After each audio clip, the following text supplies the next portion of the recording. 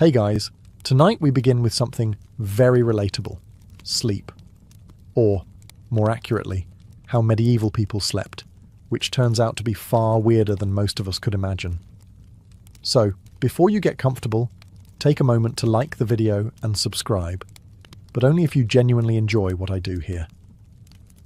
And let me know in the comments where you're tuning in from and what time it is for you. It's always fascinating to see who's joining us from around the world.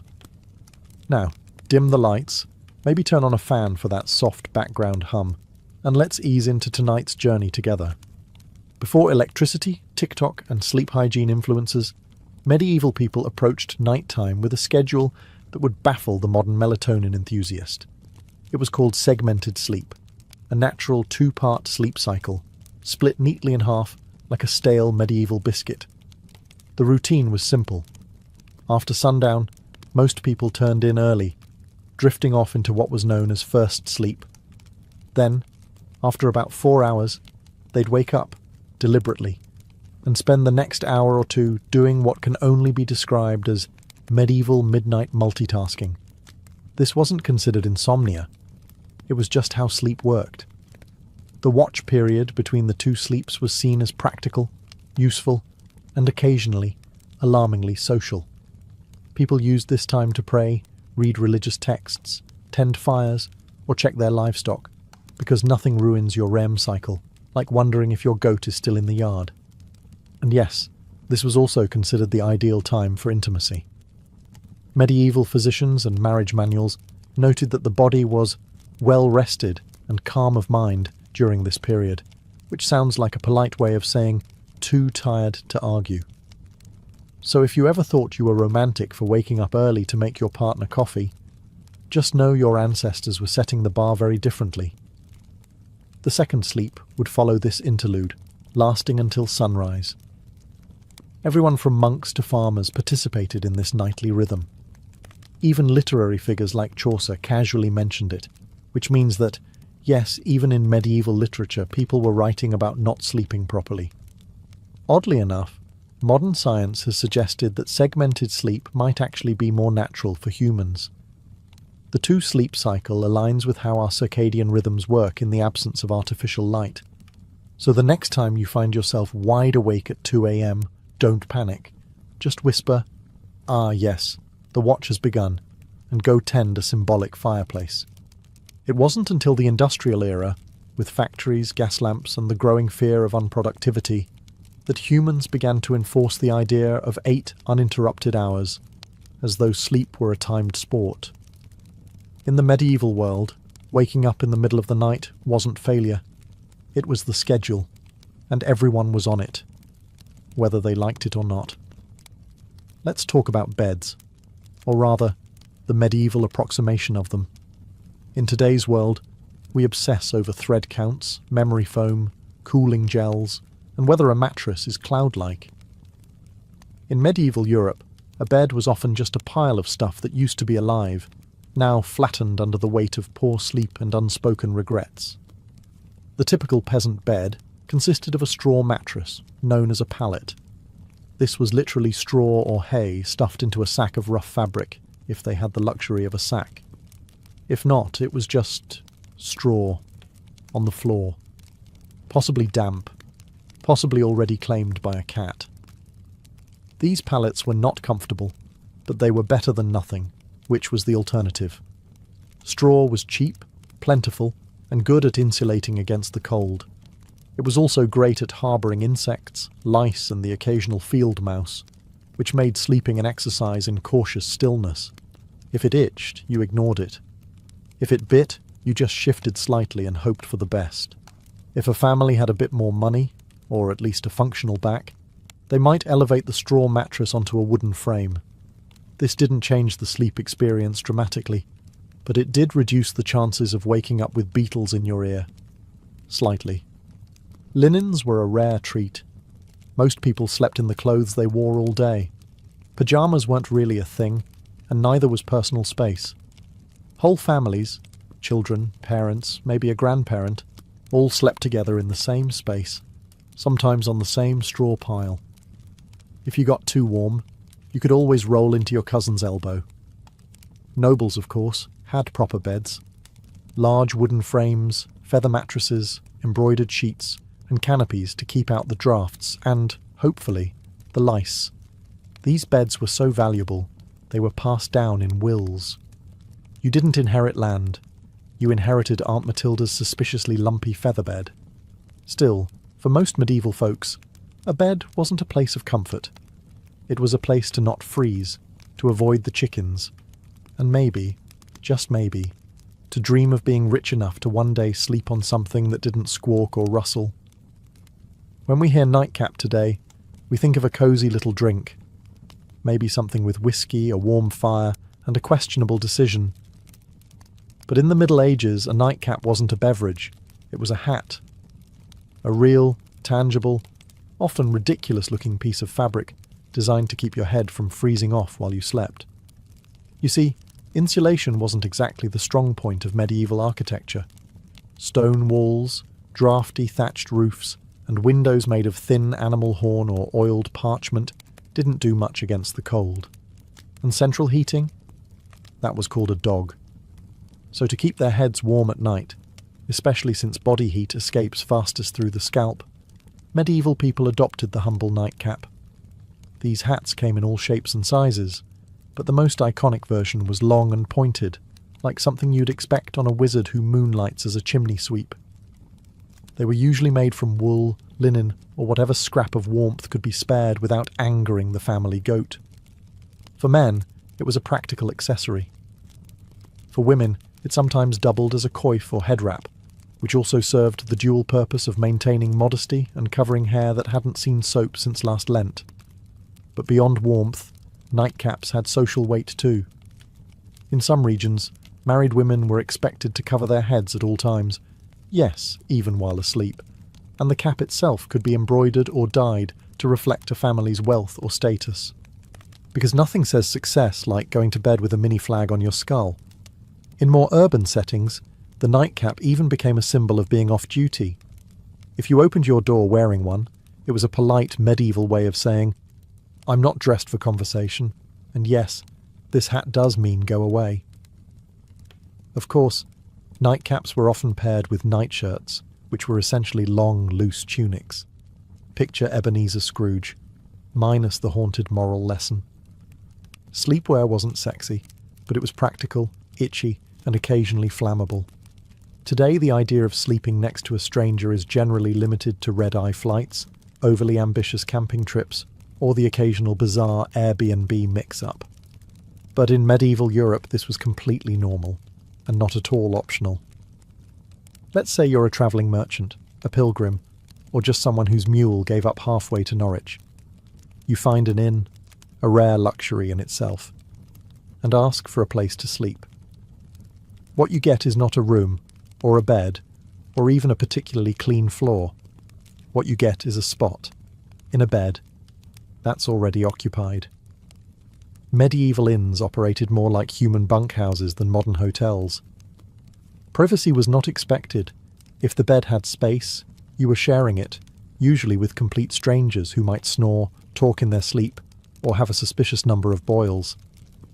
This was not considered rude. It was just efficient use of resources. Beds could host 2, 3, even 4 travellers, depending on size and social tolerance. In larger cities, you might end up in a dormitory-like hall with rows of beds and absolutely zero personal space. Snoring contests were unjudged. Elbow territory was fiercely contested. Sometimes men and women were separated, but not always. Some inns tried to assign beds by profession. Blacksmiths with blacksmiths, clergy with clergy, thieves with other thieves, allegedly. But often it was first come, first sprawled. And while this might sound like a nightmare to modern germaphobes, back then it was an upgrade from sleeping outdoors with the wolves, the rain, and the occasional peasant uprising. Worried about theft? Many travellers slept with their purse tied to their belt or hidden under their clothes. Others slept on top of their bundles, turning luggage into both pillow and alarm system. If someone moved your bag, it usually meant you were about to wake up poorer. The rich, of course, did not suffer this fate. Nobles travelled with entourages and camped in relative comfort, or demanded their own rooms if an innkeeper valued their roof. In the medieval world, going to bed wasn't just about pulling up a blanket and drifting off. It was a spiritual operation, a nightly gamble where the stakes were your eternal soul. People didn't just sleep, they prepared to potentially die. Hence the popularity of bedtime prayers. Forget lavender spray or calming podcasts. Medieval sleepers wound down with confessions, psalms, and soul-cleansing spiritual clauses, just in case they died somewhere between good night and dawn. The idea was simple. You could die at any moment, from illness, fire, demons, or, most dangerously, being over 30 in the year 1247. So you'd better say your prayers, not because it was comforting, but because hell was terrifying, and you didn't want to show up uninvited, unwashed, and spiritually dishevelled. One common version? If I should die before I wake, I pray the Lord my soul to take. Sweet, right? Except it's basically a legal document written by a 7-year-old, acknowledging death as a likely bedtime outcome. Many adults had a whole catalogue of prayers for different threats. One for when you were feeling guilty. One for when you thought the devil might be hiding in the rafters. One for plague prevention, which unfortunately aged poorly. Some even prayed to specific saints known for watching over sleepers, kind of like holy bouncers guarding your soul at the club door. The really devout, monks, nuns, and overly anxious nobles ended their day with Compline, the final prayer service before bed. After Compline, they took a vow of silence, which wasn't hard because everyone was already exhausted, underfed, and mildly afraid of the dark. Children were also encouraged to pray, in part because it was good for their souls, and in part because it gave them something to do other than ask why the dog was in their bed again.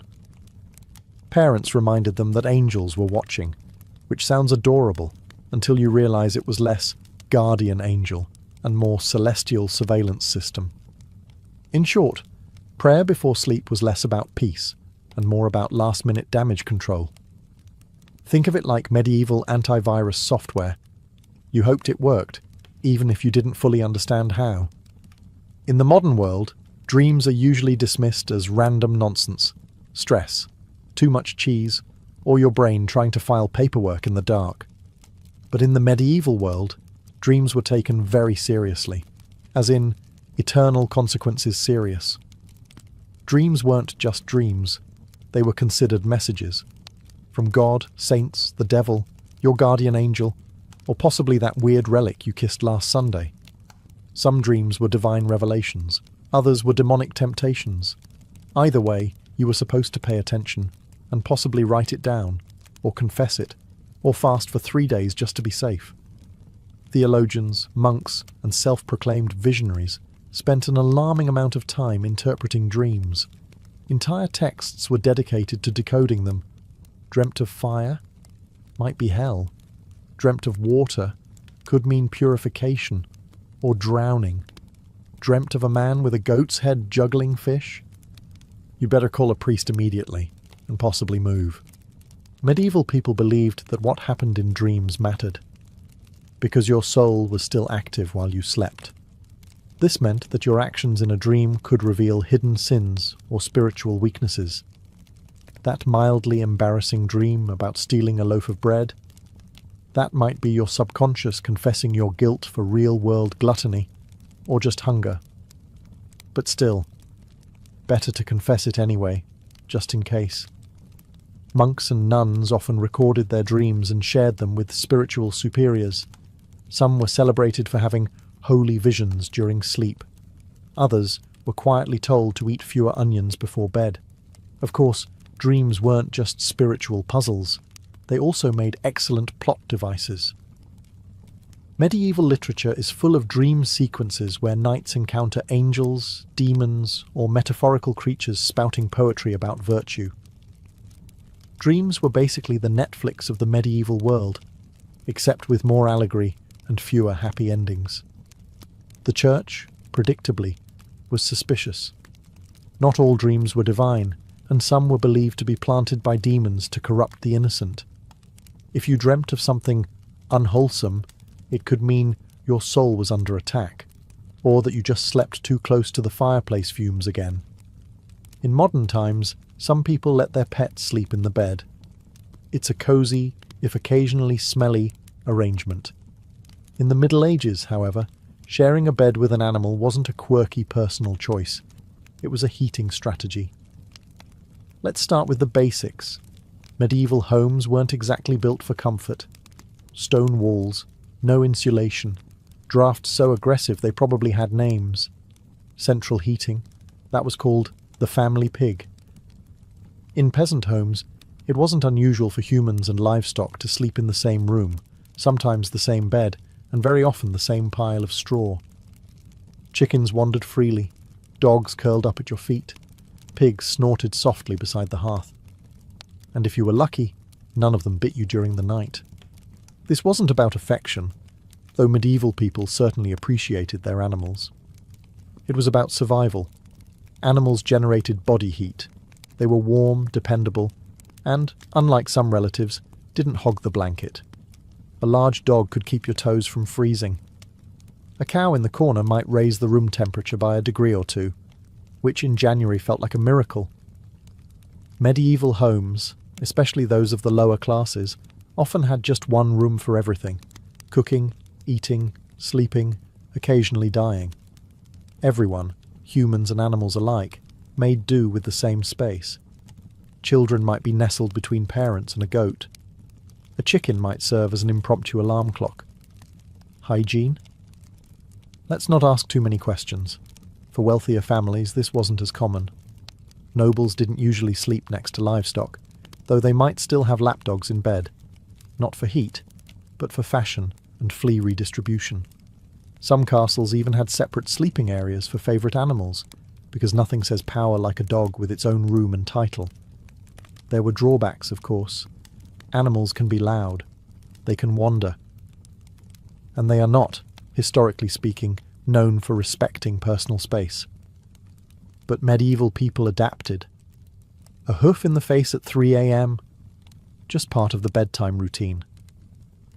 If you've ever had to share a room at a youth hostel and thought, this is a bit much, allow us to introduce the medieval monastic dormitory, a place where comfort went to die quietly under a vow of silence. Monasteries didn't believe in personal space, or softness, or fun, really. The typical dormitory housed dozens of monks, all sleeping in a single large room, usually arranged in neat rows like morally upright sardines. Beds, if you could call them that, were often wooden planks, sometimes with a straw mattress if the abbot was feeling generous, or it was a feast day. You slept fully clothed. Not out of modesty, but because getting dressed in the dark at 2 a.m. for prayers was more painful than just going to bed already prepared. The monastic uniform, including robe, belt and sandals, doubled as spiritual armour and poor insulation. If you got cold, you layered up. If you got hot, well, no, you didn't. There were no pillows, no privacy curtains, and absolutely no talking. Silence was enforced, not suggested, under the rule of St. Benedict. If you rolled over and groaned too loudly, you might find yourself on chamber pot duty for a week. Snoring, however, was a grey area. You couldn't control it, but if it became disruptive, the Lord might still hold you accountable. Or at least your cellmates would. Lighting was minimal. 1 candle, maybe. You didn't need to see. You just needed to lie still and not sin. That was the goal. Despite the austerity, monks believed their Spartan beds were training for the afterlife, preparation for the soul's journey by denying the flesh any excess. Sleep was not a pleasure. It was a necessity, monitored and scheduled like everything else.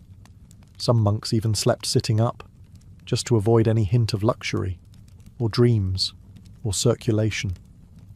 Compared to this, peasant straw piles and snoring pigs almost seem luxurious. At least the pig didn't judge you. Let's talk about something that would horrify most modern sleepers: waking up voluntarily at 2 a.m, and not for a bathroom break or a doom scroll, but for prayer. Loud, cold, candle-lit prayer. In medieval monasteries, this was standard practice. Monks and nuns followed a rigid daily schedule based on the canonical hours, which included matins, the first service of the day.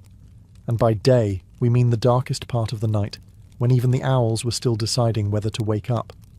The bell would toll, often rung by someone who drew the short straw, and the entire dormitory of robed, sleep-deprived souls would shuffle off to the chapel in silence. And yes, still in full clothing, because monks didn't do pyjamas. The only layering system they believed in was spiritual. Inside the chapel, by flickering candlelight and under the echo of stone vaults, they would chant psalms, recite scriptures, and try their best not to fall asleep on their feet. Which, incidentally, was a real issue. There are records of monks being punished for dozing mid-prayer, usually with extra chores or more prayers. You fell asleep in matins? Congratulations, you now get to lead the next one. Matins could last an hour or more. Some particularly enthusiastic orders stretched it to 2. Imagine trying to stay spiritually engaged while your stomach reminds you that dinner was a bowl of lentils and a moral lesson, and your body is actively shutting down. After the service, monks would either return to bed for their second sleep, or, in stricter orders, move straight into study or manual labour. Because nothing says holy discipline like threshing wheat on 4 hours of fragmented rest. Why so early? The idea was to sacrifice comfort and dedicate the first and quietest part of the night to God, uninterrupted by the temptations of daylight, warmth, or REM cycles. It was a powerful symbol of devotion. Or at least it was once you got over the numb feet, the candle smoke, and Brother Ambrose's off-key chanting. In the modern world, sleeping alone is often framed as a luxury, a sign of independence, peace, or just an ability to control the blanket. In the medieval world, though, sleeping alone was considered suspicious, impractical, or just downright unsafe. Let's start with the basics. Warmth. Beds, as we've established, weren't exactly toasty. Stone walls and open chimneys didn't do much to trap heat, and central heating was still several plagues away. So people shared beds for body heat, not out of intimacy, but out of basic thermal desperation. Children slept with siblings, parents, and sometimes the neighbour's kid if they were visiting. It was like a sleepover, but nobody asked if you wanted to be there. But beyond warmth, there was a spiritual reason for sleeping in groups. Many people believed the night was when the devil worked overtime. Alone in the dark, your soul might be vulnerable to temptation, or worse, possession. Having others nearby created a kind of moral buffer zone. If something went wrong, at least someone would witness it, or catch the demon first. For children, being alone at night was practically unthinkable. Not just for comfort, but because ghosts, fairies, and wandering spirits were all part of the nightly landscape. Tales warned against solitary sleep as a gateway to mischief and spiritual peril. And unlike today's bedtime stories, these tales didn't end in hugs. They ended in disappearances. Even married couples often shared their beds with children, servants, or random guests. Privacy was not a concept so much as a modern myth. In fact, the idea of 2 people sleeping alone in a giant bed was so foreign that it would have been considered either wasteful or deeply, deeply suspicious.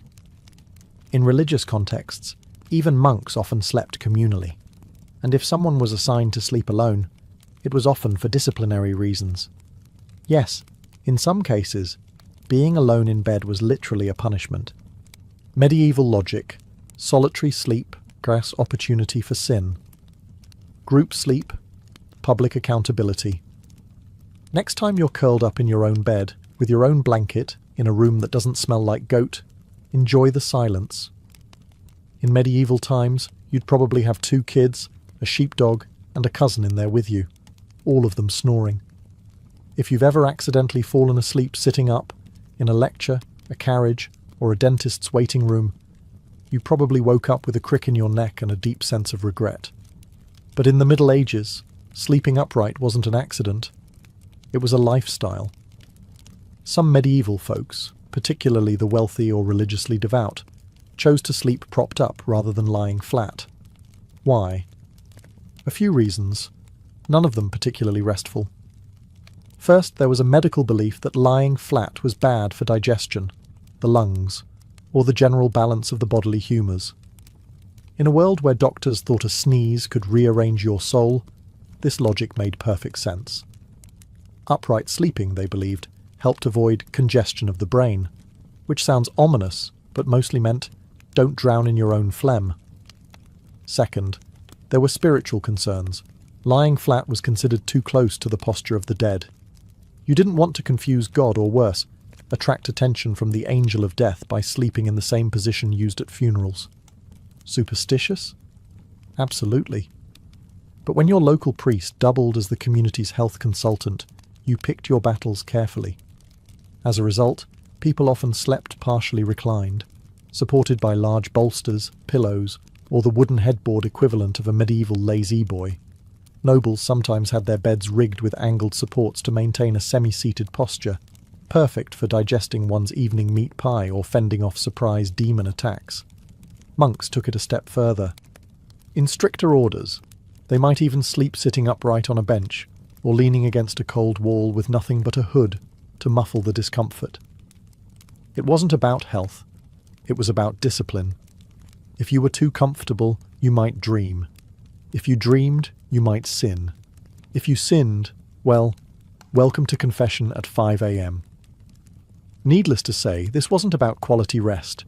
It was about virtue, discomfort, and mildly confusing theology. Forget haunted dreams or goblins under the bed.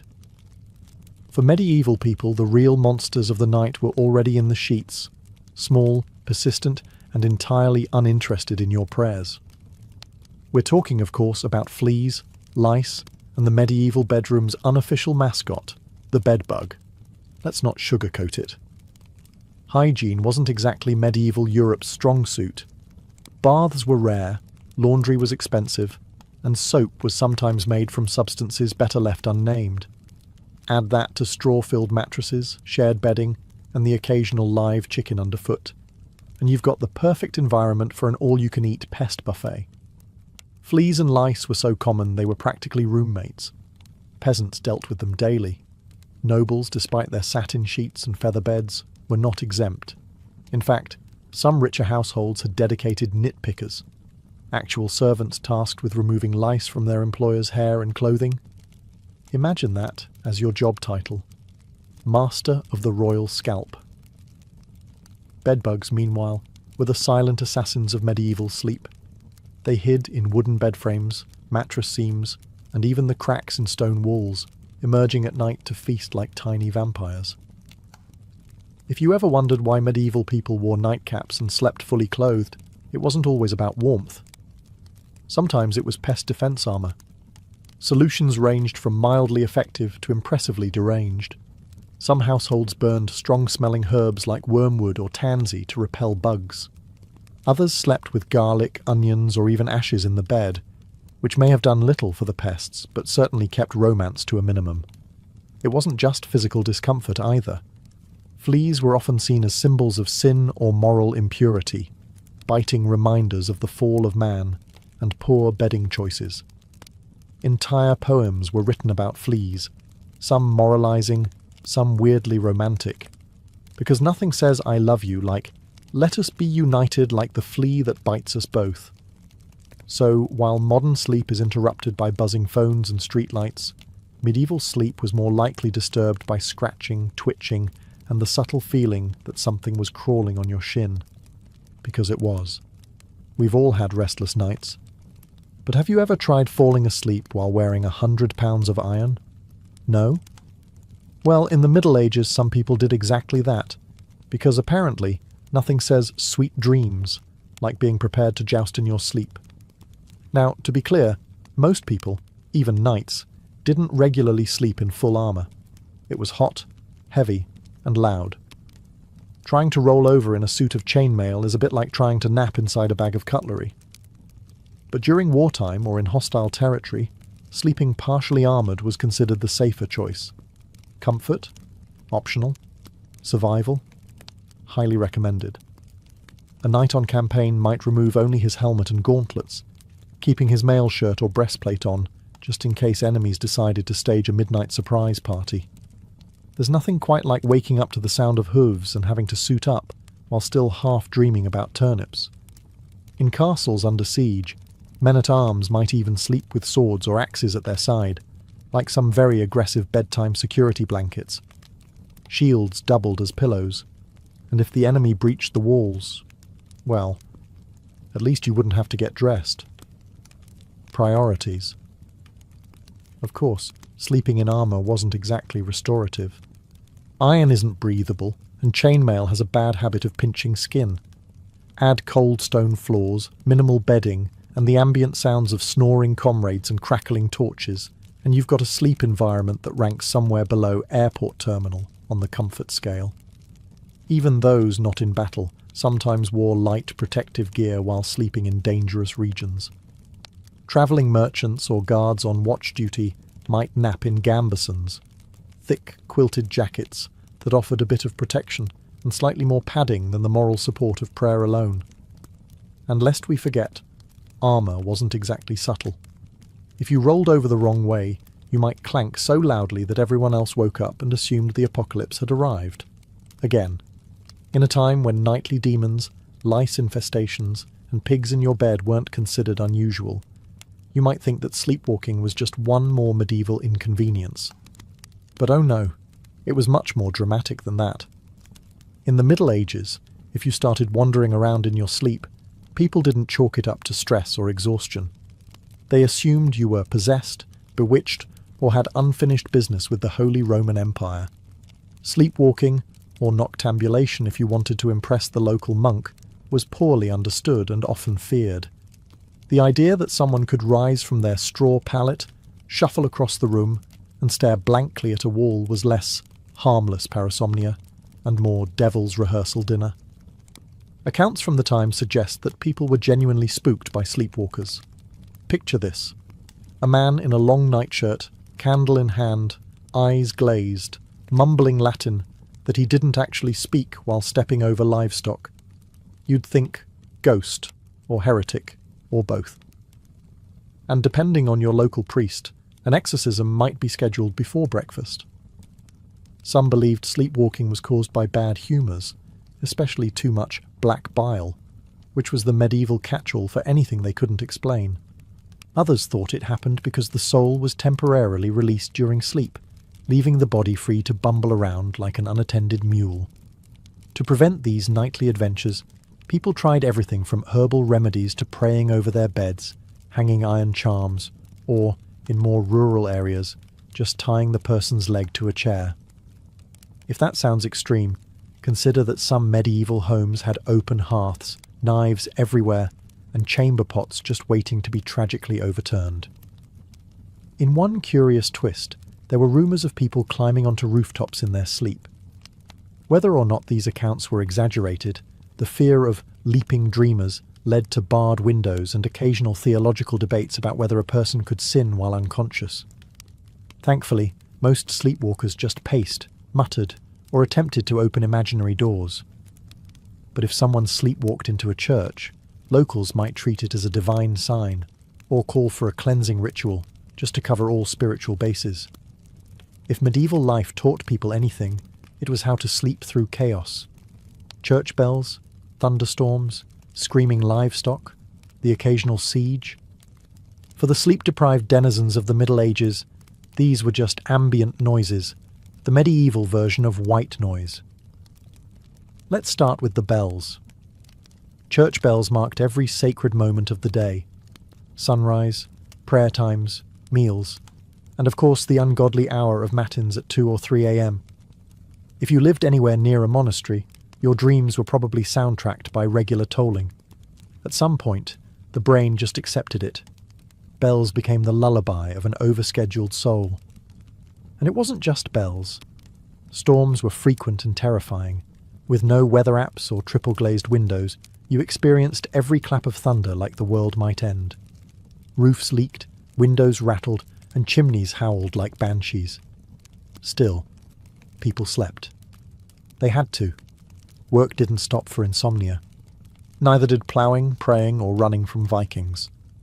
Speaking of which, invasions and apocalyptic events weren't always a deal-breaker for bedtime either. In the 14th century, people continued to sleep, somehow, through famine, war, and even the Black Death.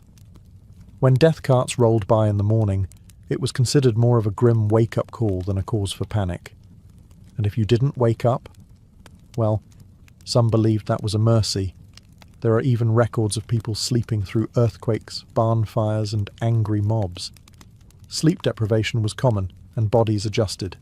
If you worked from sunup to sundown, ate barely enough to survive, and spent your day dodging mud, taxes, and spiritual damnation, you were going to fall asleep. Hard. And then there were those who used sleep as a kind of escape hatch. Faced with illness, grief, or fear of the world literally ending, which was forecast roughly every century, some people just curled up under a cloak, mumbled a prayer, and took a nap. There's a strange kind of wisdom in that. In the winter of 1692, the village of Salem, Massachusetts, was cloaked in more than just snow.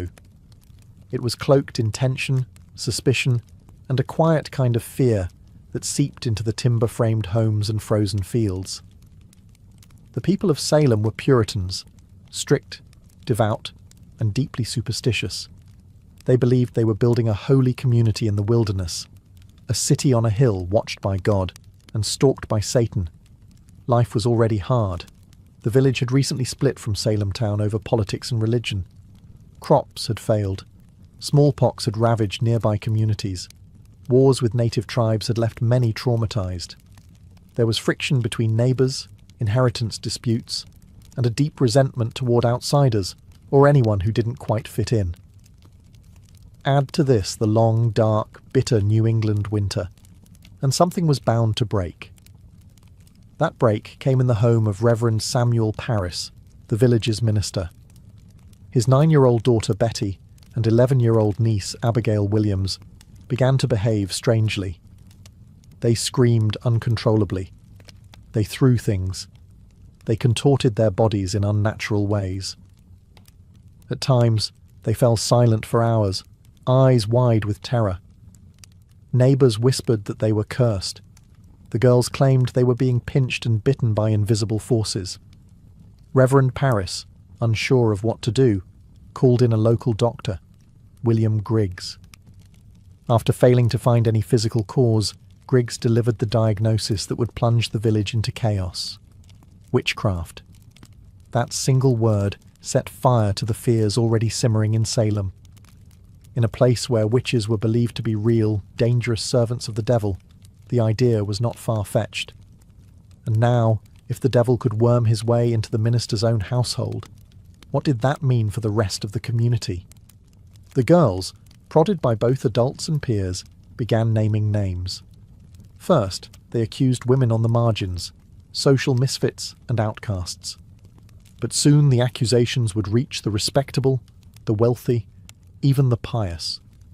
Salem was a small village, but what was about to happen would echo far beyond its borders.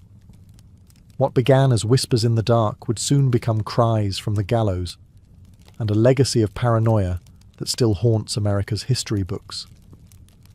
Once the idea of witchcraft took root in Salem, it spread like ivy, quiet at first, then strangling everything it touched. The afflicted girls, Betty Parris, Abigail Williams, and soon others like Ann Putnam Jr. and Mercy Lewis, seemed to grow bolder with each passing day. They convulsed in court, screamed during prayers, and claimed they could see dark spirits hovering over certain villages. It wasn't just childhood imagination, it was theatrical, public, and, most disturbingly, believed. The first to be accused were those with the least protection, women who already lived on the edges of society. Sarah Good, a homeless beggar, was known for muttering to herself when turned away from doorsteps. People claimed her mumbling was a curse. She smoked a pipe. She snapped at children. She fit the mould of a witch because she didn't fit the mould of a Puritan woman. Sarah Osborne hadn't attended church in over a year and had scandalised the community by marrying her indentured servant after her first husband died. A woman who defied convention, clearly suspect. Tituba, the enslaved woman in Reverend Parris's household, was the most exotic of all. Originating from Barbados, Her storytelling, accent, and folklore frightened the villagers. Under pressure, possibly even physical beatings, Tituba confessed to witchcraft. But instead of clearing the air, her confession blew it wide open. She told a story of a tall man in black, a figure associated with the devil, who asked her to sign a book. She said she saw strange animals, yellow birds, red cats, and even spectral dogs. But most damning of all, she claimed there were other witches in Salem. That was all the court needed to hear. Once Tituba opened the door, others rushed through it. New names were added weekly. Neighbors turned on neighbors. Old grudges were disguised as righteous accusations. Property disputes turned into spectral assaults. If someone's cow died suddenly, it must have been witchcraft. If a baby cried during a prayer, surely that was the devil's doing. The fear became so infectious that not even the innocent dared to speak out. To defend an accused witch was to invite suspicion upon yourself. Silence was safety. And so, the web of accusations widened, trapping the village in its sticky, unseen threads. Logic was fading. Hysteria was now in control. As accusations mounted and the village reached a fever pitch, the colonial government stepped in. Governor William Phipps, recently appointed and eager to maintain order, established a special court to deal with the chaos. It was called the Court of Oyer and Terminer, from the French meaning to hear and determine. But what it really became was a factory for fear-driven justice. The court convened in Salem town in June of 1692, and it was no ordinary tribunal. Its rules were warped by panic. Instead of requiring hard evidence or reliable witnesses, it allowed something far more dangerous: spectral evidence. Spectral evidence was testimony that a spirit or spectre of the accused had afflicted the victim. In other words, if a person claimed to have seen your ghost-like form in a dream choking them, that was admissible in court. Never mind that the accused could be asleep at church or miles away. It was their spirit doing the devil's work. You couldn't cross-examine a dream. And worse, you couldn't disprove it. Children were now treated as star witnesses. Their seizures, screams, and gasps in court became more theatrical by the day. One girl, Mary Walcott, would fall into fits the moment a suspected witch entered the room. If a prisoner looked at her, she shrieked. If they didn't look at her, she shrieked louder. The performances were mesmerizing, and the judges, including the influential Judge Samuel Sewall and Chief Justice William Stoughton, accepted it all. Defense lawyers? There were none. The concept didn't exist in colonial trials. If you were accused, you stood alone. If you denied the charges, the afflicted girls writhed in agony. If you confessed, you might be spared death, but only if you named others. The system rewarded lies and punished silence. Worse still, the trials became public spectacles. People travelled from nearby towns to witness them. The accused were paraded into court in shackles, often bewildered, often poor, and almost always powerless. And yet, not everyone believed. Some townsfolk whispered that the girls were faking. Others questioned why only certain types of people were being accused. But few spoke openly. Questioning the court meant questioning the will of God. In Salem, reason had stepped aside, and the law had become a mirror, reflecting fear, not justice. On June 10, 1692, the gallows in Salem claimed its first victim, Bridget Bishop. She was not new to scandal. Her reputation made her an easy target. She wore bright red clothing, ran a tavern, and had been accused of witchcraft years earlier. During her trial, neighbours testified that her spirit pinched them in the night, that their babies died after she passed by, and that she kept enchanted dolls. She denied everything. Still, the court found her guilty. She was led to Gallows Hill, a barren, wind-swept patch of earth just outside Salem. No prayer, no mercy. The rope was pulled, the crowd watched, and with that single execution, the machinery of death began to churn. The hangings that followed came quickly. On July 19th, 5 more women were executed: Sarah Good, Susanna Martin, Rebecca Nurse, Elizabeth Howe, and Sarah Wilds. Some had good standing in the church. Rebecca Nurse, in particular, was a shocking case, an elderly, pious woman beloved in the community. Even the jury initially found her not guilty. But under pressure from the court and the afflicted girls, the verdict was reversed. Nurse's final words were whispered through the air like a warning: "I am as innocent as the child unborn." But it didn't matter. The noose did not discriminate. In August, more executions followed. On September 22nd, the deadliest day, 8 people were hanged in a single morning. Among them was Martha Corey, a woman who had doubted the trials early on, and her husband Giles Corey, who met a different fate. Giles refused to enter a plea. The court, unable to proceed with a trial without one, resorted to an ancient English punishment: peine forte et dure. He was pressed to death. Stones were piled on his chest, slowly, cruelly, over 3 days. His final words, as legend has it, were "more weight." By the end of the hysteria, 19 people had been hanged, 1 pressed to death, and at least 5 more died in jail awaiting trial. Dozens confessed falsely to save their lives. Over 200 people were accused. The gallows cast long shadows over Salem, not just on the hill, but in every heart. Fear had become law, and justice, blindfolded, had been led to the scaffold. While the executions claimed the spotlight, hundreds of others sat in cramped, foul-smelling jails, waiting for a verdict or a miracle. Salem's small jail couldn't contain them all. Accused witches were held in neighbouring towns like Ipswich and Boston, chained to walls, starving, freezing, and forgotten. Most of the accused weren't witches, or even outcasts. They were neighbours, friends, parents, children, people whose only crime was having a quarrel with the wrong person or owning land someone else wanted. In many cases, personal grudges disguised as divine justice drove the accusations. A pig wandered into a neighbour's yard and died. Must be witchcraft. Someone refused to help with firewood. Clearly they'd cursed the axe. Mary Easty, sister of the executed Rebecca Nurse, was one such case. She was a respected mother of 7, known for her piety. Initially released by the court, she was rearrested days later after new fits from the afflicted girls. Her second arrest sealed her fate.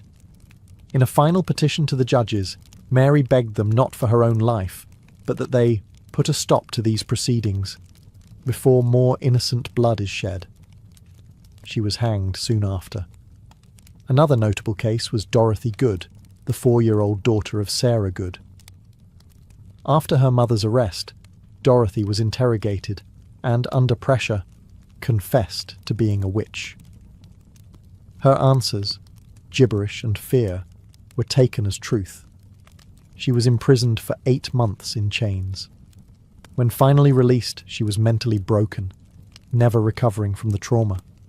Pregnant women were not spared. Elizabeth Proctor, whose husband John Proctor would later hang, was found guilty and sentenced to die. But because she was pregnant, her execution was delayed. It likely saved her life. She gave birth in jail and was eventually released after the trials ended. Accusations snowballed. Some accused confessed in desperation to avoid death, then named others to shift suspicion away from themselves. Entire families were pulled into the spiral. Fathers, wives, daughters, no one was beyond reach. Meanwhile, the jails swelled beyond capacity. Food was scarce, disease spread. Some died awaiting trial, lost in the legal limbo of paranoia. And still, new names were added each week. In Salem, it no longer mattered who you were, only who was willing to say your name. By the fall of 1692, the spell of hysteria began to crack, not because the court came to its senses, but because reality forced its way back in. The turning point came when accusations grew too bold. People who had once supported the trials found themselves suddenly on the wrong side of them. Reverend George Burroughs, a former Salem minister, was arrested and charged with being the ringleader of the witches. He was well-educated, well-spoken, and had previously clashed with influential families in the village. That was enough. But on the day of his execution, Burroughs did something shocking. He stood on the gallows and flawlessly recited the Lord's Prayer, something witches were believed incapable of doing. The crowd fell silent. Some wept. Even hardened observers were shaken. But the execution went on. That moment planted a seed of doubt. Then came the accusation of Mary Phipps, the wife of Governor William Phipps. Suddenly, the hysteria had reached the top of the colony's social ladder. Phipps, already unnerved by growing criticism and chaos, finally took action. In October 1692, he dissolved the court of Oyer and Terminer, halting all pending executions and trials. Public sentiment had shifted. Ministers, once silent or complicit, began to speak out. Increase Mather, one of the colony's most respected theologians, denounced the use of spectral evidence. "It were better," he said, "that 10 suspected witches should escape, than one innocent person should be condemned." A radical thought in a society that had, for months, believed exactly the opposite. People who had once cheered the trials began to question them. The jails were still full, but the appetite for more blood had dulled. Too many respected figures were being accused. Too many innocent people had been buried. The villagers had begun to see that this wasn't divine justice. It was madness. Confessions dried up. Some accusers backtracked. Others disappeared from public view. And those who had previously shouted the loudest now lowered their eyes. The fear hadn't disappeared, but it had exhausted itself. The public wanted stability. The officials wanted to save face. And Salem, bruised and ashamed, was finally ready to wake from its nightmare. The storm was breaking. But the damage, it had already been done. By late 1692, the judicial system that had fueled the hysteria began to collapse under the weight of its own absurdity. With the court of Oyer and Terminer disbanded in October, a new, more cautious court, the Superior Court of Judicature, was formed in early 1693. This time, things were different. Spectral evidence was no longer allowed, and the judges were noticeably more sceptical of the accuser's wild claims. The result? The convictions slowed dramatically. Many accused witches were acquitted outright. Of the 56 cases brought before the new court, the majority were released. Even those who had already confessed began to recant their testimonies, admitting that fear, torture, or pressure had forced them to lie. The dramatic performances of the afflicted girls lost their persuasive power. The most prominent case in the unravelling of the trials was that of Reverend Samuel Willard, a respected minister who came under suspicion. While he was never formally charged, the fact that such a high-ranking devout man could be suspected highlighted how arbitrary and corrupt the process had become. The court, once ferocious, was now cautious. They began quietly releasing those still in jail, first those with little evidence against them, and eventually even those who had confessed to witchcraft under duress. Meanwhile, families of the executed began to demand justice. John Proctor's children petitioned for the return of his property. Rebecca Nurse's family launched a campaign to clear her name. In time, community shame replaced community fear. Church congregations fractured. Friendships were severed. The very fabric of Salem's social order had been shredded. Governor Phipps, realizing the colony's growing international embarrassment, pardoned the remaining prisoners in 1693. But even freedom came at a cost. Many families had to pay for their own jail fees before being released. Imagine losing your home, your health, and nearly your life, only to be handed a bill for the privilege of surviving. By the end of the ordeal, 19 people had been hanged, 1 pressed to death, 5 died in jail, and over 200 had been accused.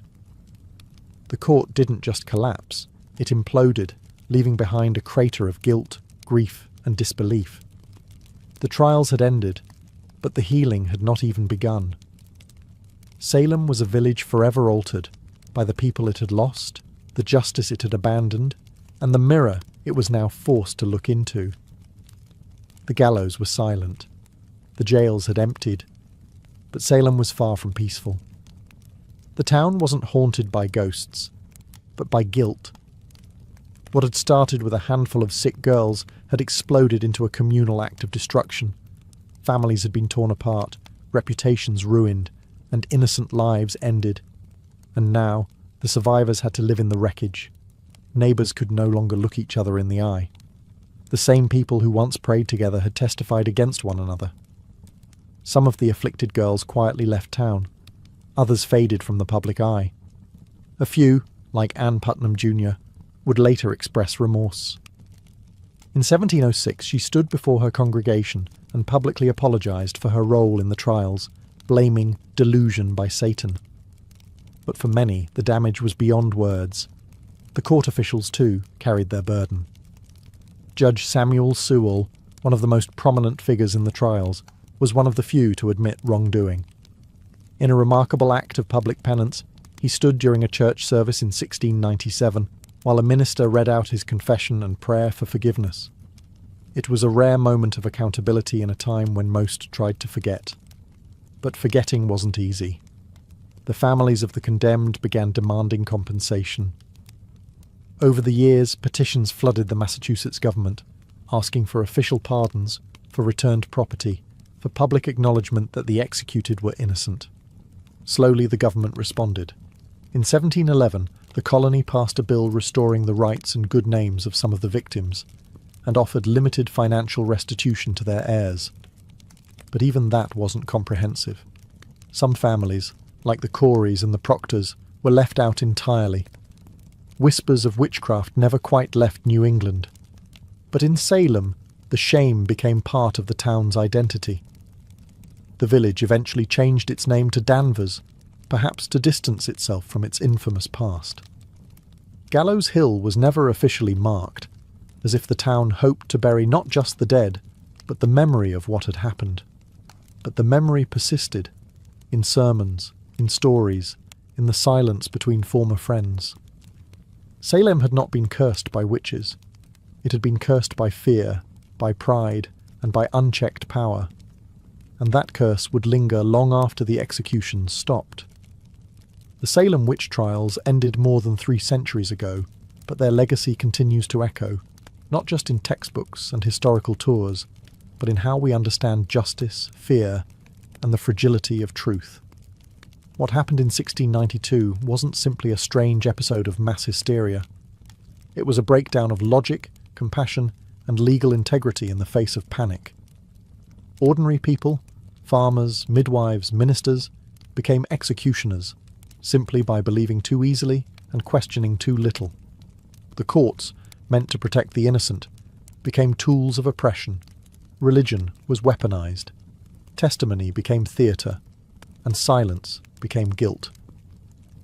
One of the most chilling aspects of Salem's tragedy is how quickly it unfolded. In a matter of months, fear overcame fact. Old grudges disguised as spiritual warfare became death sentences. It didn't take demons or devils, it only took belief in them. But the trials also taught hard-earned lessons that would ripple through American society. In the years and centuries that followed, the Salem episode would be cited repeatedly in debates about due process and civil liberties. The US Constitution, written nearly a century later, would explicitly prohibit things like ex post facto laws and bills of attainder, measures that had, in effect, doomed the accused in Salem. The guarantee of a right to legal counsel, the right to face your accusers, and the requirement for concrete evidence were hard-won principles forged, in part, from the ashes of Gallows Hill. In modern times, the phrase witch hunt has become shorthand for political persecution or moral panic, though it's often used with little regard for the real terror those words represent. In truth, Salem was not a metaphor. It was a town where people were hanged for imaginary crimes, betrayed by the very systems designed to protect them. Perhaps the most lasting lesson is this: fear unchecked can become its own form of tyranny. And when fear is legitimized by power, by courts, by churches, by governments, it becomes almost unstoppable. The Salem witch trials are a cautionary tale, not just of one village's descent into madness, but of how easily reason can fall when fear is given authority. The gallows may be gone, the courtroom's quiet, but the warning still stands.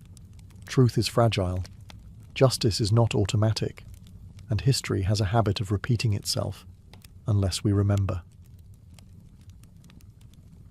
Fulvia was born around 83 BCE into the elite yet slightly eccentric Fulvi family, an old plebeian house that had long since clawed its way into the upper echelons of Roman politics. Though not one of the oldest patrician clans, the Fulvi had produced consuls, generals, and orators.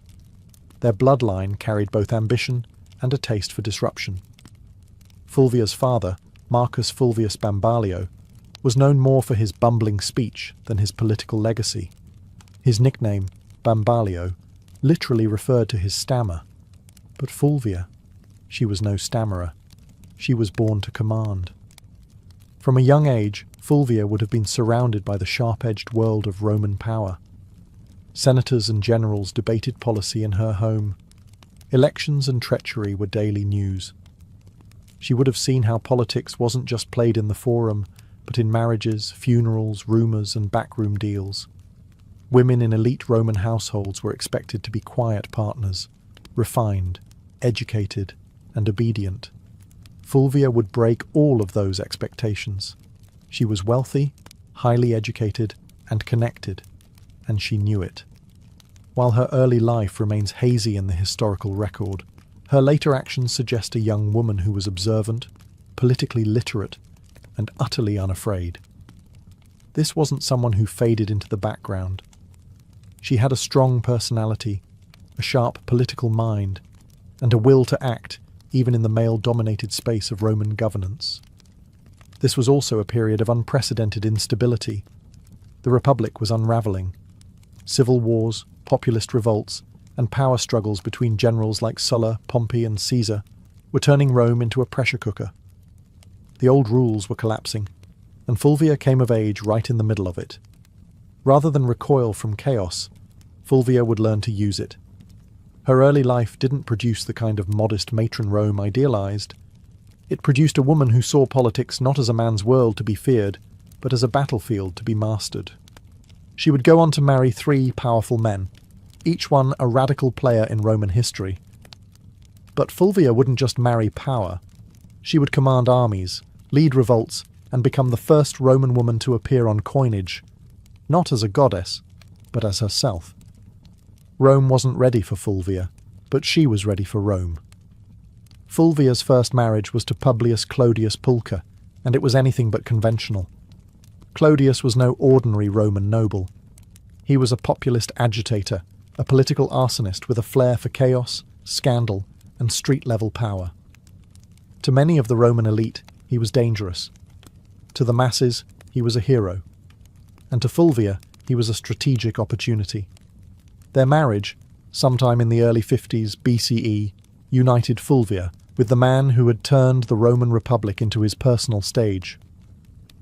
Clodius was infamous for his theatrical defiance of tradition. He had once disguised himself as a woman to infiltrate a sacred female-only religious ceremony in Caesar's home, scandalous behaviour that only seemed to raise his popularity. He later renounced his patrician status to run for the tribunate of the plebs, an office that gave him veto power over the Senate. Clodius understood Rome's street politics better than most, and Fulvia, far from being a passive consort, was right there beside him. She wasn't a silent partner. Roman sources suggest that Fulvia actively participated in her husband's political world. She engaged with his supporters, was visible during his campaigns, and managed their household as a hub for Clodian politics. Together, they represented a new kind of Roman power couple. Bold, populist, and unapologetically aggressive. But the alliance came at a cost. In 52 BCE, Clodius was murdered on the Appian Way by the bodyguards of his political rival, Titus Annius Milo. His death sent shockwaves through Rome. But Fulvia was not about to mourn quietly. She staged a political funeral that historians still talk about today. She paraded Clodius's mutilated body through the Roman Forum, bloodied wounds exposed for maximum effect. The public was horrified and enraged. Riots erupted. The Senate House was burned to the ground. Fulvia had turned personal grief into public uprising. This was her first major political act, and it worked. Her ability to manipulate public emotion, use spectacle as strategy, and wield her husband's legacy as a weapon made her a new kind of player in Roman politics. Clodius was gone, but Fulvia had stepped out of the shadow, and Rome would never see her the same way again. Fulvia didn't linger in mourning. In Rome, political capital had a short shelf life, and she understood that better than anyone. Shortly after the violent death of Clodius Pulcher, she entered into a second marriage, this time to Gaius Scribonius Curio, a rising political star and one of Julius Caesar's most passionate supporters. On the surface, Curio seemed an unlikely match. He had a flamboyant reputation and a taste for drama, but beneath the bravado was a sharp political operator. As tribune of the plebs in 50 BCE, Curio wielded enormous influence during one of Rome's most volatile periods. The Republic teetered between war and peace, between Caesar's ambitions and the Senate's resistance. Fulvia saw in Curio not just a husband, but a bridge to the next power block. This was no romantic rebound. It was a calculated alliance. With Clodius gone, Fulvia needed a new political anchor, someone who could carry forward the populist legacy her first husband had built, and someone who had Caesar's backing. Curio fit both bills. Through him, Fulvia remained tightly embedded in the shifting power dynamics of Rome. She didn't just marry into the movement, she helped shape it. Fulvia ensured Clodius's supporters stayed active, rebranding their cause under Curio's leadership and keeping the urban masses politically engaged. But the Roman world was collapsing fast. Tensions between Caesar and Pompey exploded into civil war.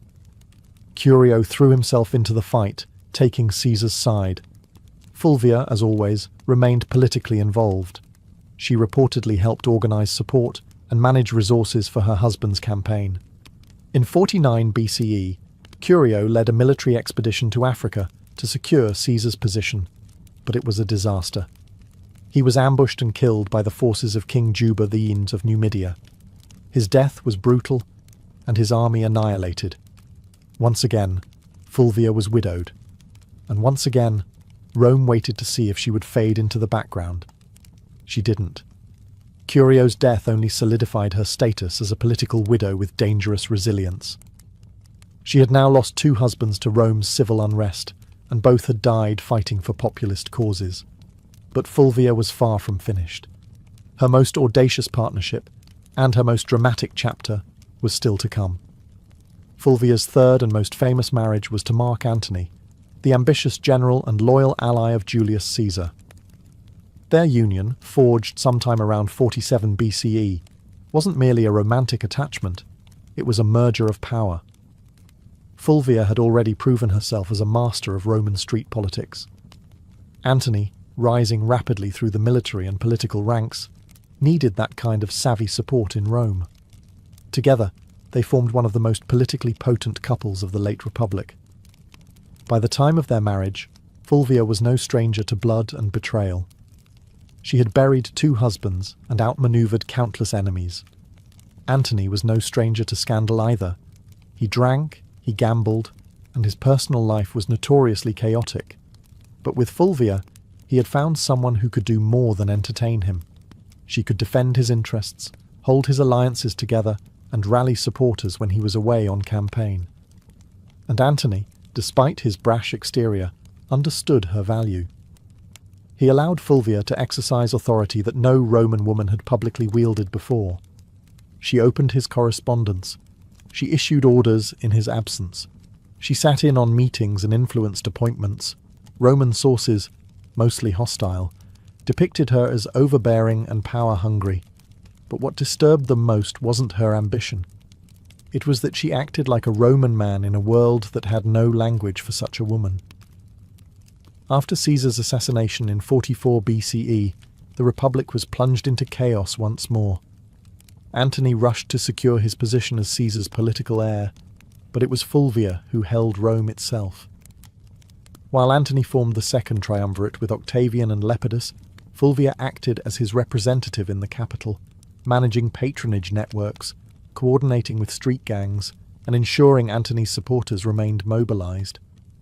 She even helped arrange Antony's official reconciliation with Octavian by marrying her daughter, Clodia, to him, an alliance that would later implode. In public, Fulvia appeared not just as Antony's wife, but as his proxy. Roman coins were minted, bearing both Antony's image and her name, an unprecedented acknowledgement of her status. She wasn't hidden in the shadows of power. She stood in its full glare. But power in Rome was always borrowed, and Fulvia was about to test the limits of how far a woman could go before Rome snapped back. While Mark Antony pursued military campaigns and political deals across the Roman world, it was Fulvia who controlled the streets of Rome. She wasn't just his wife, she was his regent in all but name. In a period where violence, bribery, and raw influence kept order, Fulvia proved she could play the game as well as, if not better than, any man in the Senate. Rome, in the aftermath of Caesar's assassination, was a battlefield without swords. Power had become a moving target. Fulvia understood this, and she anchored Antony's authority in the capital by becoming his political substitute. She directed allies, dealt with the urban plebs, negotiated with factions, and, most daringly, waged war with words and silver. She financed loyal troops, offered bribes to keep public order, and ensured that any legislation passed favoured Antony's future. Some ancient sources, especially hostile ones like Appian and Dio Cassius, paint Fulvia as manipulative, shrewish, and even warmongering. But beneath the misogynistic exaggeration lies a woman actively doing politics, in a world that had no protocol for a woman doing anything beyond weaving and mourning. Fulvia was building coalitions, backing military commanders, and even issuing decrees, functions normally reserved for senators and consuls. She also made public appearances and maintained strong relationships with veteran soldiers, a politically vital demographic in the power struggles of the late Republic. While Antony was campaigning in the east, Fulvia was often the face of his authority in Italy, meeting with centurions, influencing decisions about land distribution, and reminding the soldiers that their loyalty to Antony came with rewards. But this accumulation of power came at a cost. Roman aristocrats, particularly the faction aligned with Octavian, Caesar's heir and Antony's increasingly bitter rival, resented Fulvia's influence. They viewed her as a meddling woman with too much sway over legions, laws, and loyalties. Her ability to act without male guardianship was not just threatening, it was unprecedented. Fulvia wasn't naive. She knew the tension between Antony and Octavian was growing. She could see that their alliance was cracking. And she understood something that neither man seemed to fully grasp yet. The Republic wasn't big enough for both of them. So Fulvia began preparing for the next phase. Not diplomacy, but confrontation. She had stood behind power long enough. Now, she was ready to take it into her own hands. In 41 BCE, Fulvia did the unthinkable.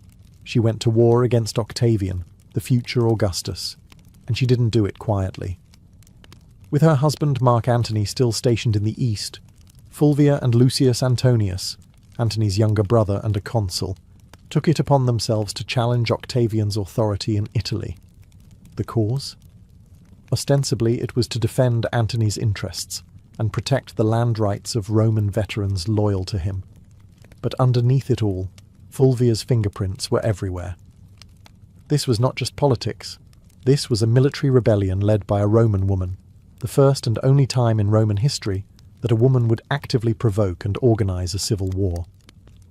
The conflict, known as the Parucine War, was triggered by Octavian's controversial land redistribution program, which displaced many Italians to reward his soldiers. Fulvia seized on the growing discontent, portraying Octavian as a tyrant and traitor to Caesar's legacy. With Lucius acting as her frontman in the Senate and Fulvia organizing behind the scenes, They raised 8 legions and seized the city of Perugia, modern-day Perugia. Make no mistake, this was Fulvia's war. Ancient sources suggest she was more invested in the conflict than Lucius himself. She rallied troops, stirred the public, and even corresponded with generals. Rome buzzed with rumours of her commanding legions, issuing orders, and forcing Lucius into confrontations he didn't want. Octavian, though surprised, acted quickly. He besieged Perugia through the winter of 41–40 BCE, cutting off supplies and hammering the city into submission. Fulvia, stuck between dwindling food and political betrayal, watched her bold gamble unravel. By early 40,000 BCE, the city surrendered. Lucius Antonius was spared, likely as a gesture to avoid alienating Antony. But Fulvia was exiled. The woman who had once commanded riots, marriages, armies, and public opinion was now deemed too dangerous for Roman soil. She was sent to Sicyon in Greece, where she hoped to reunite with Antony. But Antony didn't come running. The once powerful alliance between husband and wife had eroded in the fog of war and distance. Fulvia had acted in his name, but perhaps without his blessing. She had dared to do what no Roman woman had before, wage a civil war. And now the Republic had made her pay the price. Banished from Rome, Fulvia landed in Sicyon, a city in Greece that had become a kind of diplomatic purgatory for failed power players. She had gone to war, not for personal gain, but in her husband's name. She believed she was defending Mark Antony's interests, his honour, and perhaps their shared vision of Rome. But what awaited her in exile wasn't a hero's welcome. It was silence. Fulvia had risked everything, her status, her alliances, her life. And yet Antony did not immediately rush to meet her. In fact, by the time Fulvia arrived in Greece, Antony was already entangled with Cleopatra in Egypt. Whether their romantic relationship had begun or was merely brewing, the symbolism was crushing. While Fulvia was raising legions, Antony was raising goblets at banquets beside a queen. The betrayal cut deep, not just personally, but politically. Fulvia had fought a war to protect Antony's power in Italy, and in response, he let her hang out to dry. Some ancient historians, especially Plutarch, suggest that Antony was furious with her for launching the Perusian War without his direct approval. Others argue he welcomed her downfall. It cleared the way for a marriage alliance with Octavian, something Fulvia would have never tolerated. Still, Fulvia wasn't entirely without supporters. Some of Antony's troops, fiercely loyal to her, urged reconciliation. But her health had begun to fail. After enduring siege, exile, and betrayal, Fulvia died in Sicyon in 40 BCE, possibly from illness, stress, or heartbreak, or all three. She was around 43 years old. Her death provided Antony with a clean political exit. He met with Octavian shortly afterward and agreed to marry Octavian's sister, Octavia, as part of a renewed peace treaty. The triumvirs were temporarily united again, but only because Fulvia, the one woman bold enough to challenge their designs, was gone. Fulvia's legacy would soon be overshadowed by Cleopatra, whose myth eclipsed nearly every Roman woman of the period. But make no mistake, Fulvia was the prototype. She didn't wield power from behind a curtain. She marched into it, stood at the centre, and dared to command armies in a world that treated women as furniture. Rome didn't know what to do with her, so it erased her. But the ashes of her rebellion would linger, and her story was far from ordinary. After Fulvia's death in 40 BCE, the men she had once manoeuvred, Antony, Octavian, and even her former allies, began the quiet work of rewriting her legacy. She couldn't defend herself, so the narrative was shaped by her enemies and the uneasy survivors of her ambition. And like so many powerful women in history, Fulvia became a scapegoat. Ancient sources, mostly penned by men with vested interests, painted her as the reason for the Perusian War, the rift between Antony and Octavian, and even the general disorder of the Republic. Appian, Dio Cassius, and Plutarch depict her as overbearing, jealous, and driven by a lust for power. They blamed her for dragging Lucius Antonius into conflict, for antagonizing Octavian, and even for Antony's eventual estrangement from Rome. But were these accusations fair? Hardly. Fulvia had operated within a political climate where violence and manipulation were expected, at least if you were a man. She was no more ambitious than Caesar, no more aggressive than Pompey, and far less ruthless than Octavian would eventually prove to be.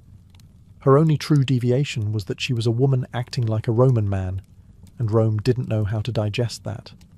She wasn't cloistered in the home, weaving quietly or serving as a political ornament. She was writing letters to generals, organising street mobs and commanding loyalty from troops. And that made her dangerous, not just to Octavian, but to history itself.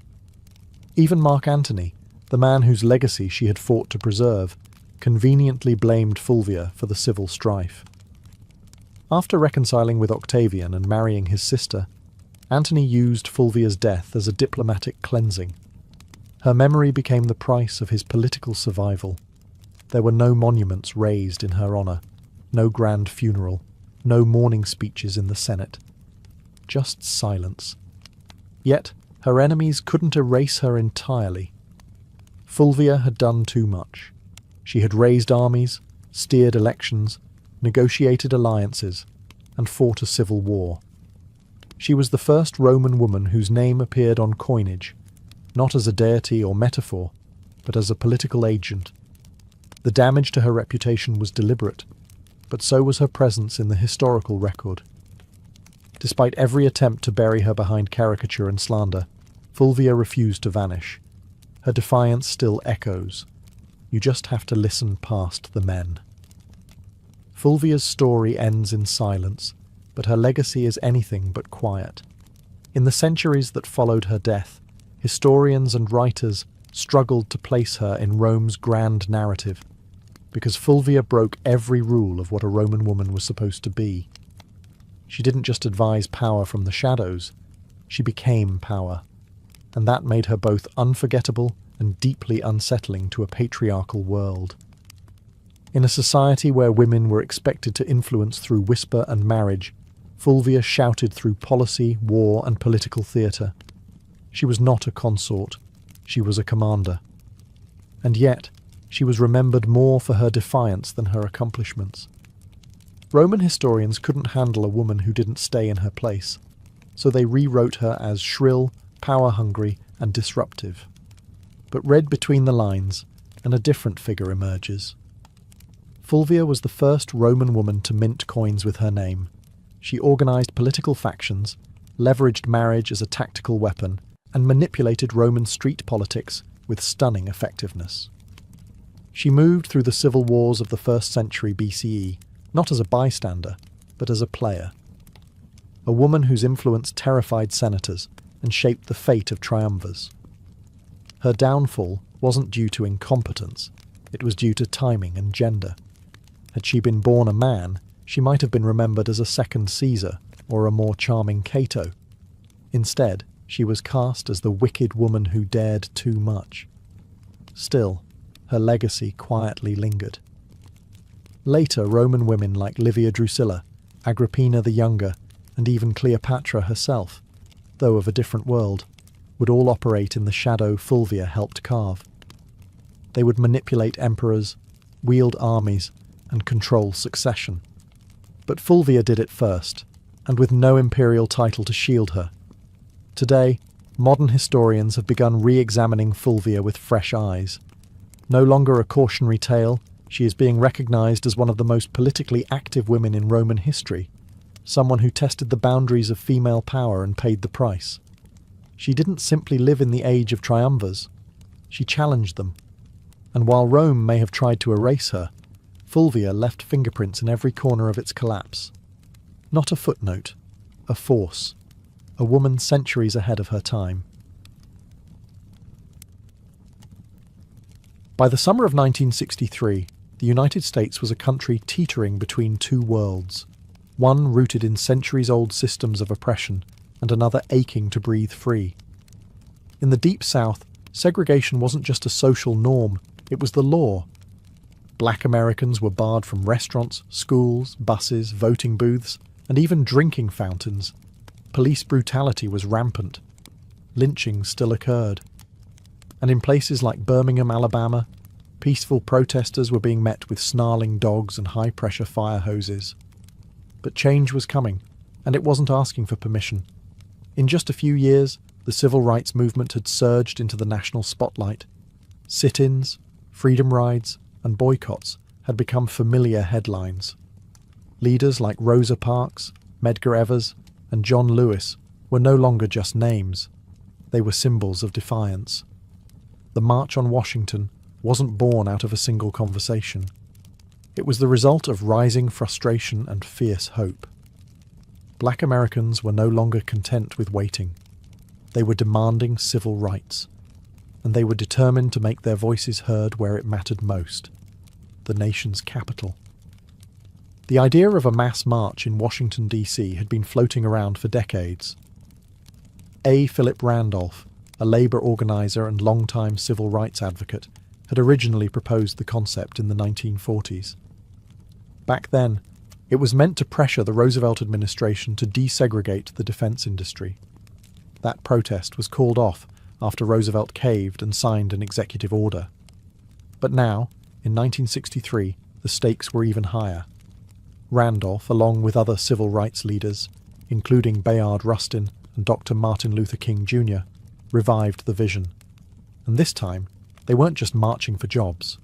They were marching for dignity, for voting rights, for school desegregation, for equal pay, and most importantly, for the basic human right to live free of fear. Over a dozen major civil rights organizations came together to plan it, despite their many disagreements, because they understood the power of a unified front. The countdown had begun. Buses were being organized, flyers were spreading. Word of mouth was moving faster than newspapers, and across the country, Black Americans were preparing for what would become one of the most unforgettable moments in American history. The dream was taking shape, one footstep at a time.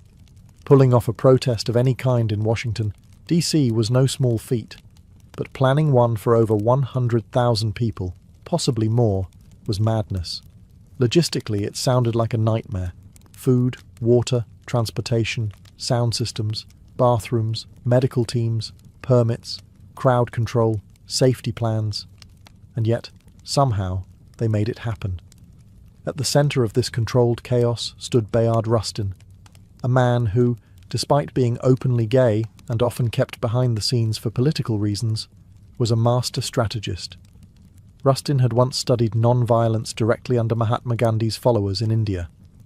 He had marched, been jailed, beaten, and surveilled by the FBI. But nothing fazed him. He saw the March on Washington as a chance to show the world what disciplined, non-violent protest could achieve when coordinated with military precision. In just 8 weeks, Rustin and his team transformed the idea into a reality.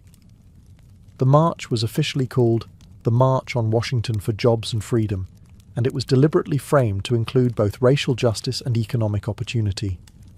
That dual message was no accident. While Dr. King would later become the spiritual symbol of the day, it was Randolph and Rustin who made sure the demands were just as much about unemployment, minimum wage, and workers' rights as they were about civil rights. Meanwhile, tensions simmered beneath the surface. President John F. Kennedy and his administration were nervous, deeply nervous. They feared riots, backlash, or worse, bloodshed. Civil rights leaders assured them the protest would be peaceful. Still, the National Guard was on standby, hospitals in D.C. were put on alert, and liquor sales were banned for the day. Federal workers were even told they could stay home. And then there was the question of unity. The Big Six civil rights organizations, NAACP, CORE, SNCC, SCLC, National Urban League, and Randolph's Brotherhood of Sleeping Car Porters, often clashed over tactics. Some wanted more radical action, others more diplomacy. SNCC's young firebrands were growing impatient with King's non-violent approach, but they all agreed on this. The time for silence had passed. Rustin's plan read like a military operation. Every bus and train was tracked. Every speaker was timed to the minute. Every route had marshals trained in crowd control. They weren't just planning a march. They were orchestrating a moment that would shake the conscience of a nation. August 28th, 1963. A sweltering Wednesday in Washington, D.C. The sun was already hot by 9 a.m., and the humidity clung to the skin like a second shirt. But it didn't stop them. From every corner of the country, they came. Black, white, young, old, students, clergy, factory workers, and celebrities. Some wore their Sunday best. Others clutched protest signs. They came by bus, train, carpool, and even foot. Over 250,000 people in total, converging on the National Mall like a rising tide of hope. And yet, there was no chaos. Despite the government's fear of riots and unrest, the scene was astonishingly calm. Volunteers directed foot traffic. The Red Cross handed out water. Groups sang freedom songs, held hands, and cheered as new marchers arrived. You could hear gospel choirs near the reflecting pool and chants of jobs and freedom echoing off the marble columns of the Lincoln Memorial. Celebrities joined in too. Harry Belafonte, Sidney Poitier, Paul Newman, Marlon Brando, Joan Baez, Bob Dylan. But no one was there for autographs. They were there to witness history and lend their voices to a cause bigger than any one person. The crowd was orderly but energized. There was no pushing, no looting, no violence. Instead, there was a shared understanding that this wasn't just a protest. It was a sacred moment. For many Black Americans, just standing on the mall felt like a quiet act of revolution. To be seen, to be counted, to say, "We are here," in front of the same Lincoln Memorial where the great emancipator sat in stone. It was a full circle moment, generations in the making. At exactly noon, the official program began. Leaders took the stage one by one, each representing different organizations, ideologies and regions, but united in message. Speakers demanded equal pay, desegregated schools, a living wage, and an end to police brutality. Mahalia Jackson sang. Marian Anderson, who had once been banned from singing at Constitution Hall because of her race, now sang for thousands beneath the open sky. As the hours passed, the tension grew, not from unrest, but from anticipation. The man everyone was waiting for had not yet spoken, and when he did, the world would stop, listen, and remember. The march wasn't just making history. It was becoming legend, minute by minute. By mid-afternoon, the crowd had grown quiet. Not because they were tired, but because they knew what was coming. Standing in the shade of the Lincoln Memorial, Dr. Martin Luther King Jr. approached the podium. He wore a dark suit, a neatly tied tie, and an expression of deep calm that barely concealed the fire building inside him. He carried prepared remarks, typed and written collaboratively with his advisors the night before. But what the world would remember wasn't what had been typed. It was what came from his heart. He began with measured intensity, outlining the grim realities of segregation, police violence, and broken promises. 100 years later, he said, referring to the Emancipation Proclamation, the Negro is still not free. His voice rose and fell like a sermon. He used repetition, rhythm, and silence not as fillers, but as instruments. The crowd listened in rapt attention, some nodding, some wiping away tears, others holding signs that simply read, "Now." But it was what happened next that changed the tone of the entire event, and arguably the trajectory of the civil rights movement itself. Standing just behind King was gospel legend Mahalia Jackson, who had sung earlier that day. She suddenly cried out, "Tell them about the dream, Martin. Tell them about the dream." And King did. He set aside his notes, gripped the podium, and launched into a passage he'd delivered before, but never like this. "I have a dream," he said, and the crowd leaned in. "I have a dream that one day this nation will rise up and live out the true meaning of its creed." Each phrase rang louder, clearer, more resolute. "I have a dream that one day..." The sons of former slaves and the sons of former slave owners will be able to sit down together at the table of brotherhood. I have a dream that my 4 little children will one day live in a nation where they will not be judged by the color of their skin, but by the content of their character. It wasn't a speech anymore. It was a vision, a prayer, a lightning bolt through history. By the time King closed with the words, free at last, thank God Almighty, we are free at last, the crowd erupted. Applause, tears, shouts of joy. They knew they had just witnessed something more than oratory. They had heard prophecy. The power of the March on Washington wasn't just in the speeches or the music, it was in the people. The sheer scale of humanity gathered that day was overwhelming. They came from Mississippi, Michigan, Alabama, New York, California, and everywhere in between. Some were seasoned activists who had marched a dozen times before. Others had never left their hometowns until now. They packed lunches, rode buses for over 20 hours, and slept in their church clothes just to be there. Many were ordinary people, maids, teachers, steel workers, postal clerks, who saw themselves not as political figures, but as witnesses. They didn't just want change. They were the change. There were also children in the crowd. Young black girls with ribbons in their hair, boys with hand-drawn signs. Parents hoisted toddlers onto their shoulders so they could see the Lincoln Memorial in the distance and hear the speakers' voices carried over loudspeakers. To them, this wasn't just an event. It was the beginning of a new world. Some faces stood out. There was a young John Lewis, just 23 years old, representing the Student Nonviolent Coordinating Committee, SNCC. His original speech had been so fiery, so uncompromising, that senior leaders asked him to tone it down minutes before he went on stage. He agreed, but just barely. His call for radical change still shook the crowd. And then there was Daisy Bates, the only woman to speak that day. Not on her own behalf, but reading a prepared statement on behalf of other civil rights women. The organizers had faced criticism for sidelining female voices. Bates's brief but powerful message underscored a harsh reality. Even within a movement about equality, some voices still struggled to be heard. Also present were union organizers, rabbis, nuns, priests, and students of every background. They didn't all agree on strategy. Some favored King's nonviolence, others leaned toward Malcolm X's more militant posture. But for that one day, those differences didn't matter. Unity won out.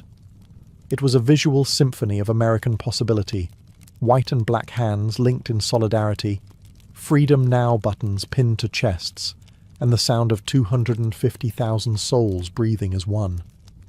The faces in the crowd weren't just watching history unfold, they were shaping it, and none of them would ever forget what they saw.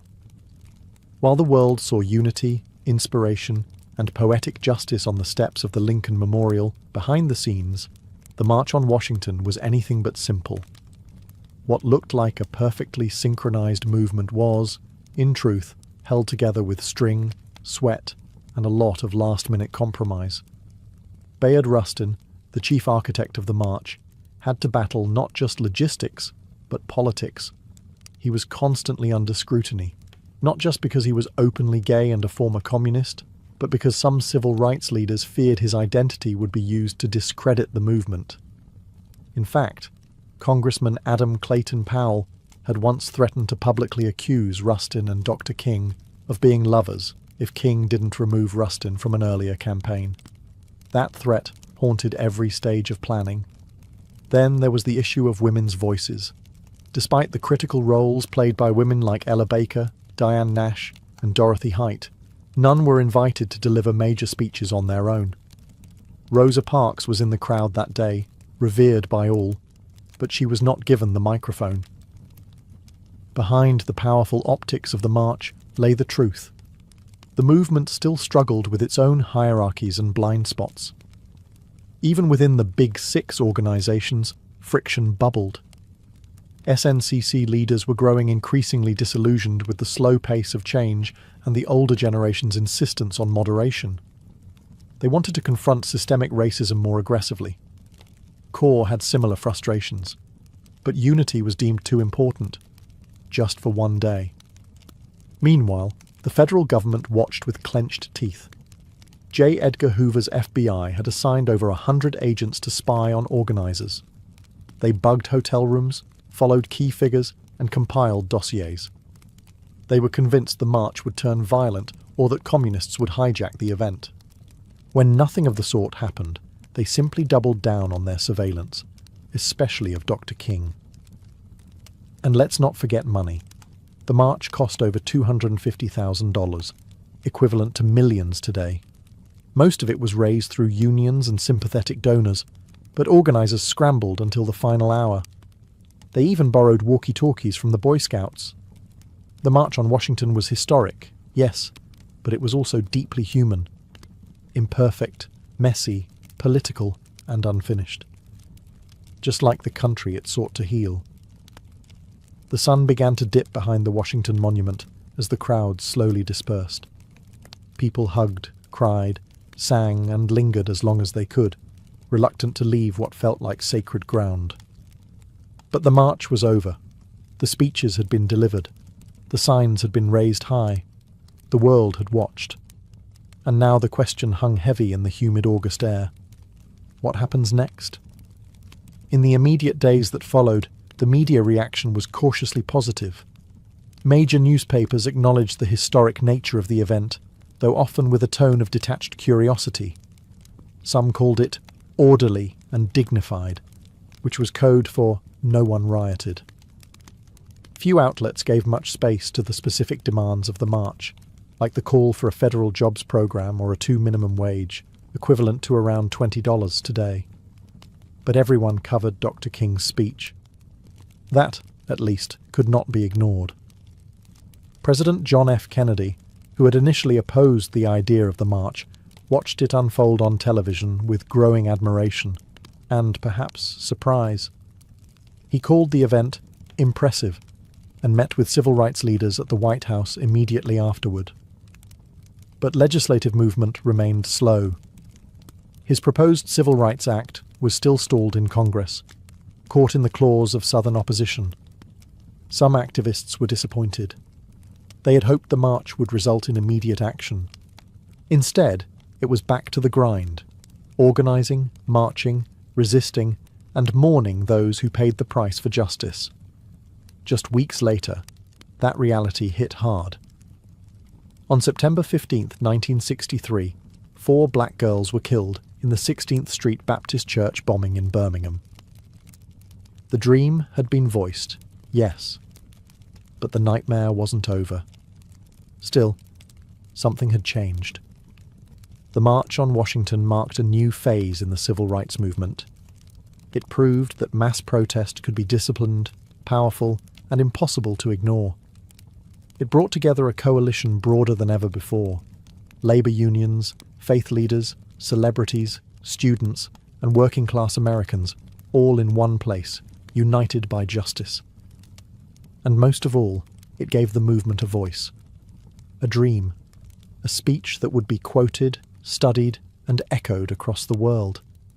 The march was over, but the road was just beginning. And that road would soon lead through blood, legislation, and transformation. The March on Washington didn't just rattle the conscience of America. It reshaped its moral landscape. What had begun as an audacious act of protest became a cornerstone of the civil rights movement's legacy, permanently altering how Americans understood justice, democracy, and the power of collective action.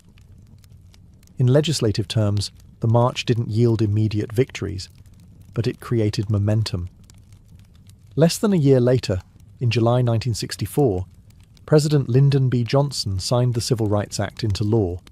It outlawed segregation in public places and banned employment discrimination based on race, colour, religion, sex, or national origin. And in 1965, the Voting Rights Act followed, striking at the very heart of Jim Crow laws. Would these bills have passed without the march? Possibly. But would they have had the same moral force, the same undeniable public pressure? Probably not. For Martin Luther King Jr., the speech that day propelled him into a new realm. He went from respected leader to global icon. But fame came with cost: surveillance, threats, and ultimately assassination in 1968. The dream he spoke of on those steps would become more poignant, more tragic, and more revered with each passing year.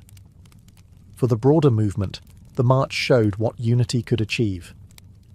It gave organisers a blueprint for large-scale mobilisation, and it inspired a generation of activists, both in the US and abroad. Anti-apartheid organisers in South Africa, student protesters in Europe, and future human rights leaders across the globe would cite the March on Washington as a model. But the legacy isn't just historical. The language of the march, the idea of jobs and freedom, the image of peaceful resistance, the echoes of "I have a dream," still pulses through modern protest. From the Million-Man March to Black Lives Matter rallies, echoes of 1963 reverberate with every chant and every cardboard sign. In Washington, D.C., King's Memorial now stands just across the tidal basin from the Lincoln Memorial. Visitors walk past his towering likeness carved in stone, with words from that August day etched into the granite. But the real memorial isn't in stone. It's in classrooms, voting booths, marches, and voices refusing to stay silent. Because the dream wasn't meant to rest in history books, it was meant to be lived. And the legacy of that summer afternoon still dares us to do just that. More than 60 years have passed since that summer afternoon when over 250,000 people stood shoulder to shoulder beneath the shadow of the Lincoln Memorial. The March on Washington has been immortalized in textbooks, documentaries, and museum exhibits. Dr. King's speech is taught in schools. His voice, steady and strong, echoes in national memory like a sacred refrain. But for many, the question remains: has the dream been realized, or has it merely been delayed? In some ways, progress is undeniable. The legal framework of segregation was dismantled. Voting rights, though now under fresh assault in many states, were won through blood, marches, and court battles. The presence of black lawmakers, judges, mayors, and even a two-term US president was unthinkable in 1963. Interracial marriage, once illegal in much of the country, is now protected by federal law. These are not small things. They are victories carved out by relentless struggle. And yet, the original demands of the march, the ones often overshadowed by King's speech, still echo unresolved. The call for a living wage, still unmet. Racial disparities in education, housing, employment, and healthcare remain entrenched. Police brutality, the very thing that sparked much of the early civil rights organising, continues to ignite outrage and protest. The dream of true economic justice, of a country where opportunity is not predetermined by zip code or skin colour, is still far from reality. Modern movements like Black Lives Matter have taken up the mantle, often using the imagery and rhetoric of the 1963 march as both inspiration and indictment. They march through the same cities, chant on the same streets, and demand the same basic human rights. But they do so in a world transformed by social media, surveillance, and new forms of resistance. The March on Washington was never meant to be the conclusion. It was a flashpoint, a stake in the ground that said, "This is who we are, and this is what we demand." It was a declaration, not a resolution, so the dream remains, battered, challenged, reinterpreted, but still alive. Whether it is deferred, distorted, or one day fulfilled depends not on the past, but on us, on the choices we make, the injustices we confront, and the courage we summon to march, again and again, until the dream becomes a shared, lived reality.